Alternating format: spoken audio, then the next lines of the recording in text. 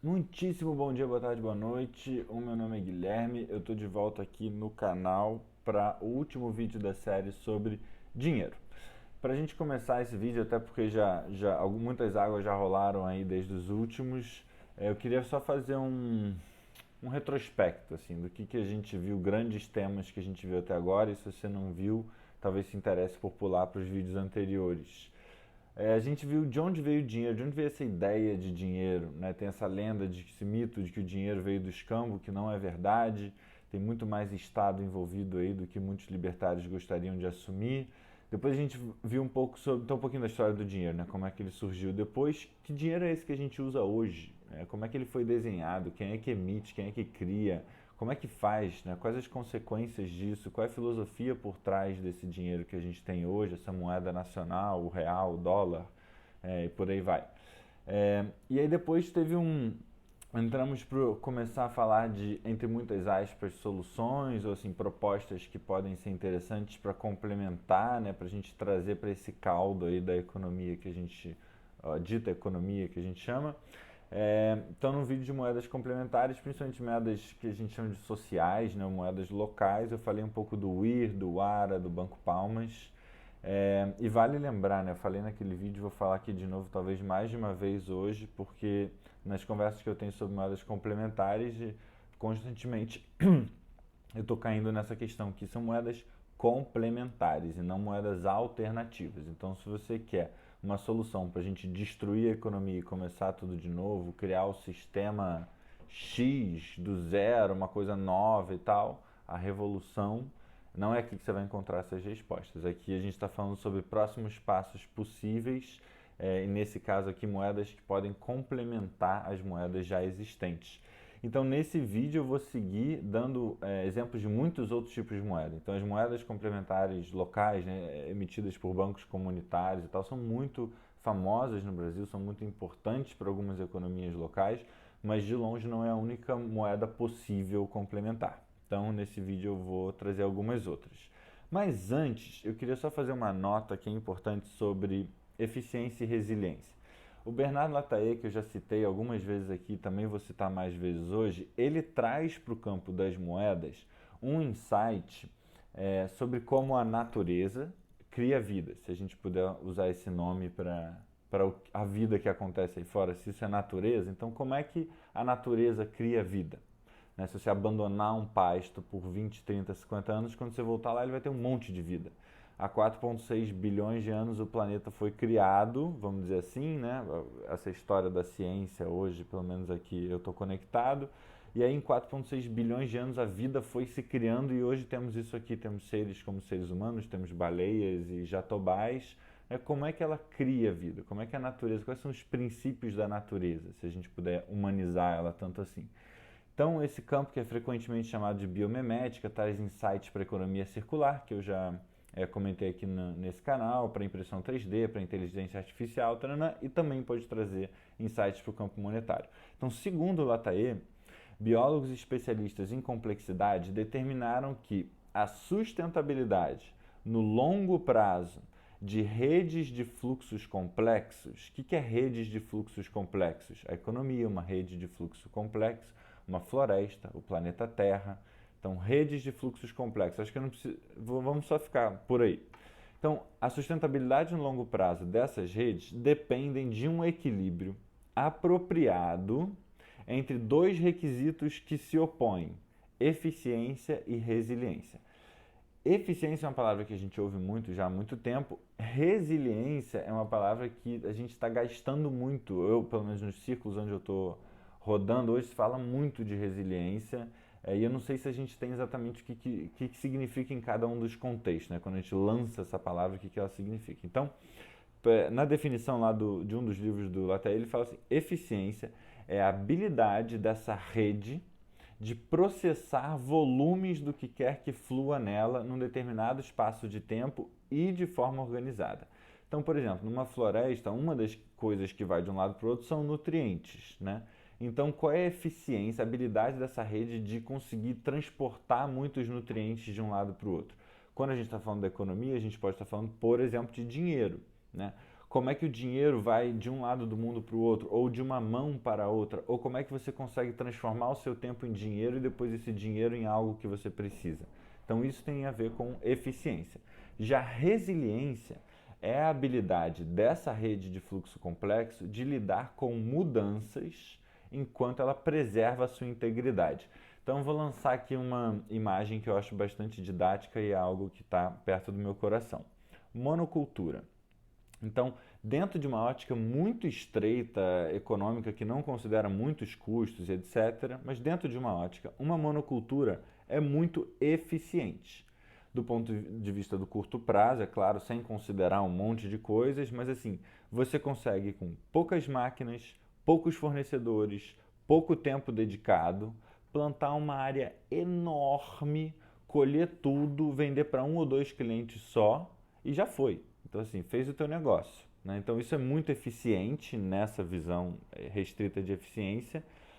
Mas se você pensar do ponto de vista de capacidade de lidar com mudanças enquanto preserva a sua integridade, quase assim, fungos, insetos, plantas, né? Qualquer coisa que acontece ali que tira aquele sistema do controle, o que a gente comumente chama de praga, ela pode se espalhar muito rápido em muito pouco tempo.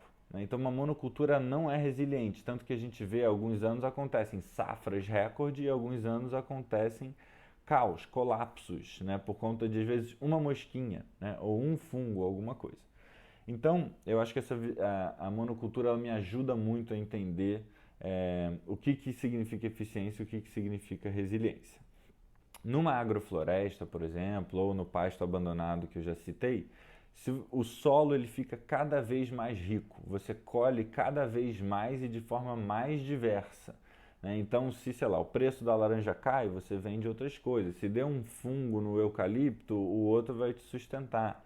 Né? Aquela terra vai ficando cada vez mais rica, com cada vez mais vida. Então, ela está cada vez mais podendo lidar com secas, por exemplo, porque ela está protegida e por aí vai.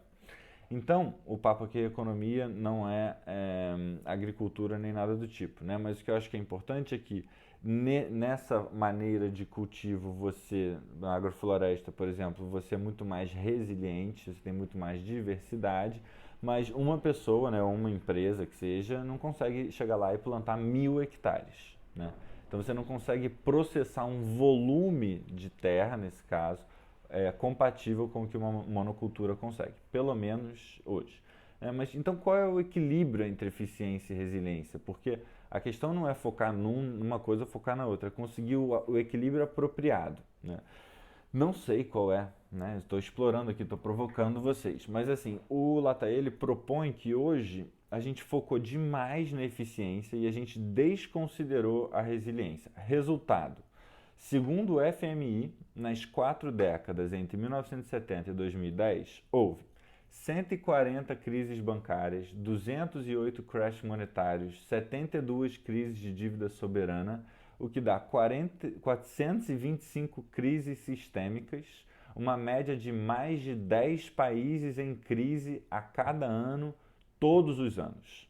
Então é bem verdade que a gente tem uma economia muito eficiente, o dinheiro não vê fronteiras, ele roda o mundo todo, enfim, na velocidade da luz. O mesmo dinheiro pode comprar alguma coisa aqui que o cara aqui do bairro fez, ou pode comprar uma coisa feita com mão de obra escrava em outro continente. Tá tudo certo, tá tudo no mesmo denominador comum, super eficiente. É uma rede complexa que consegue hoje processar muitas trocas. Isso é muito importante para a vida que a gente tem hoje. Né? Ela é organizada, mas a provocação que eu trago é: se a gente foca demais em eficiência, a gente se torna duro, né? A gente endurece o sistema e torna ele frágil. Exemplo, olha o que aconteceu lá nos Estados Unidos, né, em 2008. Com a desonestidade e manipulação de poucas dezenas de pessoas ou poucas centenas de pessoas nos Estados Unidos, apoiado na ignorância de quem comprava esses produtos, o mundo inteiro sofreu. O cara lá em Bangladesh passou fome por conta de uma irresponsabilidade ali. Então, é um sistema que é muito frágil.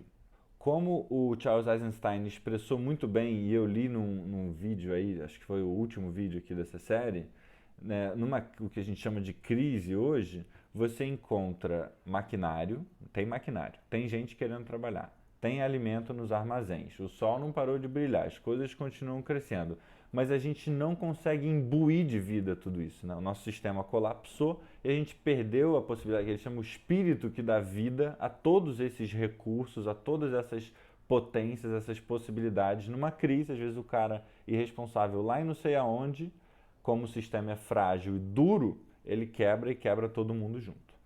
O mesmo serve para o nível individual, não vou entrar nisso, mas a maior parte das pessoas, não vou entrar isso a fundo, mas a maior parte das pessoas, em especial na cidade, em especial em classes mais abastadas, dependem muito de um tipo de dinheiro para satisfazer suas necessidades.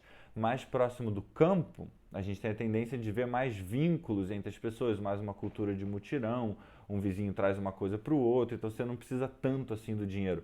Próximo de comunidades financeiramente mais carentes, né, até dentro da cidade, a gente vê outras formas de apoio, de reciprocidade, de vínculos acontecendo além do dinheiro, né? E aí com isso as pessoas conseguem cuidar das necessidades que elas têm, mesmo se não houver dinheiro, ou parte dessas necessidades que elas têm, mesmo que não haja dinheiro. Então, enfim, está feita a observação, né? Eficiência e resiliência. Isso de alguma forma informa por que a gente está tendo esse papo aqui. A minha sensação é de que a gente pode ter uma economia mais resiliente, isso que vai ser melhor para a gente. Mesmo que a gente cresça mais devagar, se a gente crescer melhor, se a gente amadurecer e não só crescer, né? Se a gente se tornar mais complexo, mais resiliente, talvez a gente crie vidas que fazem mais sentido para a gente. Então, eu dediquei um vídeo às moedas comunitárias locais, emitida por banco comunitário, etc. E nesse vídeo eu vou apresentar outras. Ah, então você vai me falar que é para eu trabalhar com bitcoins? Não. Há muita coisa que, na minha opinião, é muito mais legal do que esse frisson que as bitcoins e ethereums, né, as tais criptomoedas, estão gerando. Acho que tem muitas possibilidades mais legais, mais humanas, mais potentes do que essas. E se eu puder fazer a crítica, já que aqui a gente também fala de ecologia, não sei se vocês estão acompanhando, quão poluidoras são as criptomoedas, a quantidade de energia que elas precisam para rodar. Mas esse é outro papo. Se vocês quiserem, a gente pode entrar mais em criptomoedas e tal no vídeo de perguntas e respostas aqui.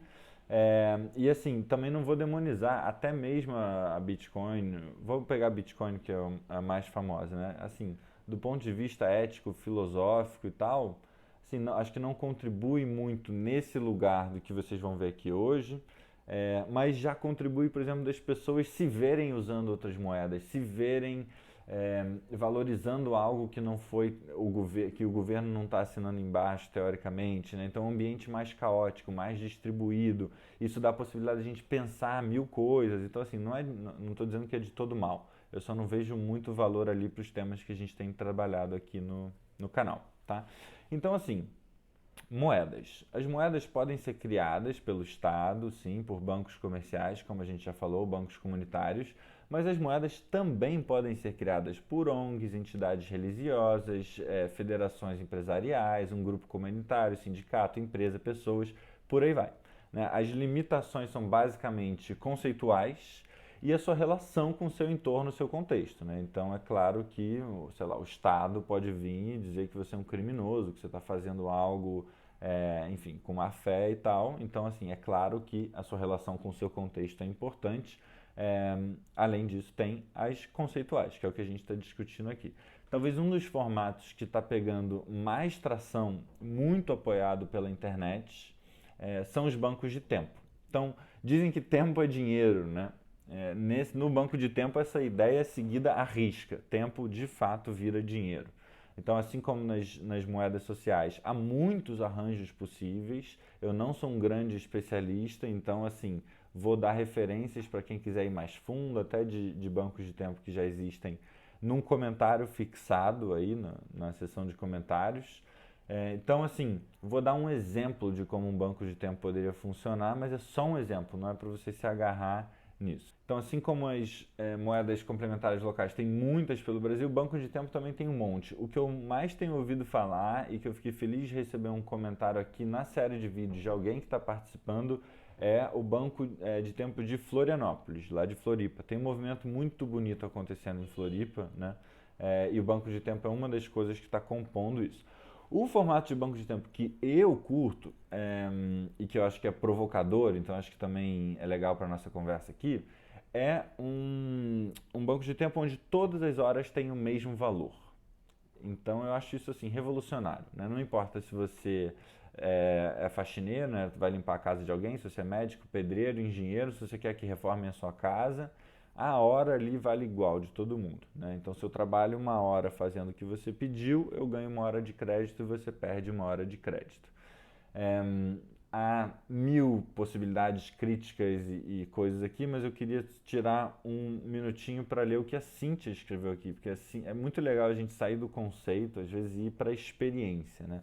Então a Cíntia que comentou aqui no canal, eu perguntei para ela se eu poderia ler o comentário dela, ela disse que sim, então Cíntia, muito obrigado, porque realmente o seu comentário, acho que é genial, assim, ele abre várias portinhas além de trazer da experiência, né, não do conceito. Então, eu falei assim para ela, será que você pode contar mais um pouco pra gente, né? Que ela comentou que ela estava participando e ela falou assim, ó. Falo por mim e também por conta de algumas conversas que tive com pessoas daqui de Floripa que também estão no Banco do Tempo. É bem impressionante como dá uma horizontalizada e tanto a oferta como o acesso a todos os serviços e produtos se tornam possíveis, porque basicamente oferece e aceita quem quer. Claro que existem serviços ou produtos com mais demanda pelo banco do que outros, mas invariavelmente temos o tempo, o que não acontece sempre com dinheiro. Só isso já me faz ter que repensar o valor das coisas a partir de outras perspectivas. No fim, muito que não seria valorizado no modelo capitalista pode ser valorizado e principalmente considerado útil e relevante o suficiente para trocar por algo que a sociedade considera realmente de valor e o preço é mais alto. Abre espaço para pensar sobre a vida, o que fazer com ela e até mesmo a morte, já que o tempo é o único recurso que não conseguimos recuperar.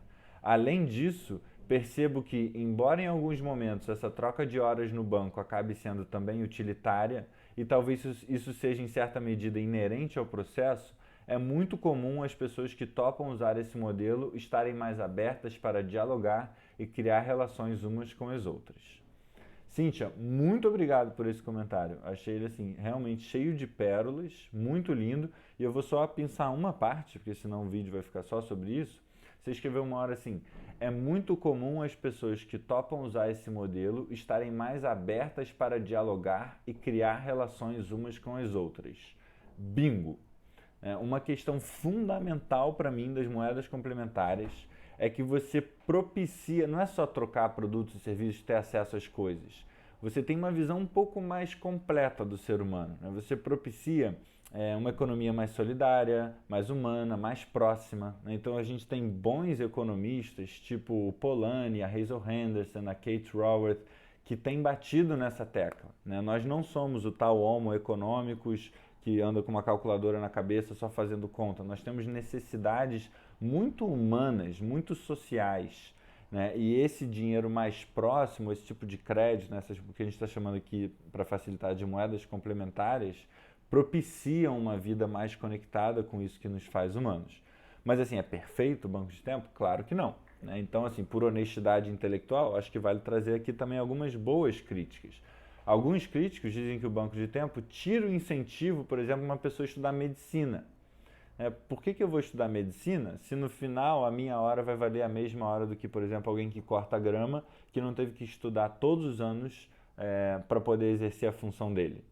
É verdade, a gente tem essa diferença, né, de investimento para você se tornar um médico e de investimento para você se tornar um cortador de grama, sem nenhum julgamento aqui de valor. Tá? Então, assim, pode gerar mesmo esse efeito, né? Imagina se o mundo, a gente está tão distante disso, né? Mas se o mundo todo resolve adotar os bancos de tempo, a gente talvez tenha menos incentivos para ter médicos, talvez.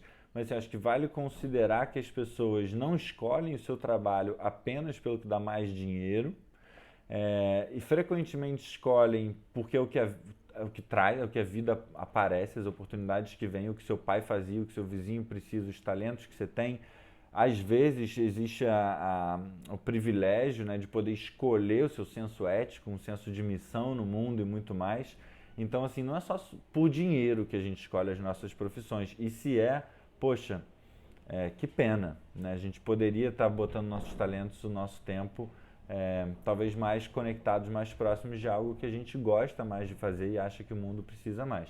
Outra boa crítica é que o banco de tempo, desse jeito que eu descrevi, de 1 hora vale 1 hora e tal, não respeita a lei de oferta e demanda. Ou seja, imagina que o médico custa 1 hora de médico custa 1 hora do cortador de grama. Aí você fala assim, bom, a minha percepção pelo que eu tenho no mercado é que esse médico está barato demais. Então vai todo mundo agendar médico nesse programa de banco de tempo e as pessoas vão querer pagar em dinheiro o cortador de grama, porque não vai valer a pena, nessa forma de pensar, não vai valer a pena você contratar o cortador de grama. Legal, acho que é outra crítica legal. O que vale considerar, e eu não estou refutando a crítica, eu estou complementando, é que o médico ele não vai só trabalhar em banco de tempo, inclusive ele pode escolher que ele só trabalha no banco de tempo para pessoas que nunca teriam dinheiro para pagar a consulta dele. Então ele tem a possibilidade de tornar o trabalho dele mais acessível, conhecer mais as pessoas que moram em torno dele, e ele pode ver muitos ganhos nisso. E aí sim, talvez o cortador de grama fique com a agenda dele vazia. Se tem uma oferta de 1 hora que as pessoas sentem que vale muito mais do que a hora dele, poxa, talvez fizesse mais sentido ele, a cada hora que ele trabalhar, ele ganhar meia hora ou 15 minutos, e aí muito mais gente ia contratar ele e ele ia conseguir trabalhar mais e ganhar mais horas para poder gastar. Talvez isso seja uma das fraquezas do modelo 1 para 1, que que é provocador, né? Nesse lugar de quanto vale a sua hora, por que a sua hora vale mais que a minha e por aí vai. Então por isso que eu queria também trazer esse modelo que é bem provocador. Os bancos de tempo não são, é claro, e como já exposto, perfeitos, né? Então nem são a única opção, nem necessariamente a melhor opção. Por isso que eu vou dar outras e o vídeo segue. Mas acho que é mais uma opção aí que você tem, acho que vale dar uma estudada. Tem um monte de outras questões, você pode diferenciar a hora, você não precisa toda hora valer igual. Você pode considerar, por exemplo, que quando eu estou com o médico, eu estou 1 para 1 pessoa. Quando eu estou dando aula, eu estou 1 para N pessoas. Então eu posso dar 1 hora de aula, se cada um pagar eu ganho 20 em 1 hora. Você pode diferenciar isso. Às vezes, muitas pessoas estão trabalhando para uma. Então, assim, tem várias possibilidades. Você pode brincar. A minha proposta aqui é só fazer um introdutório e te provocar mesmo.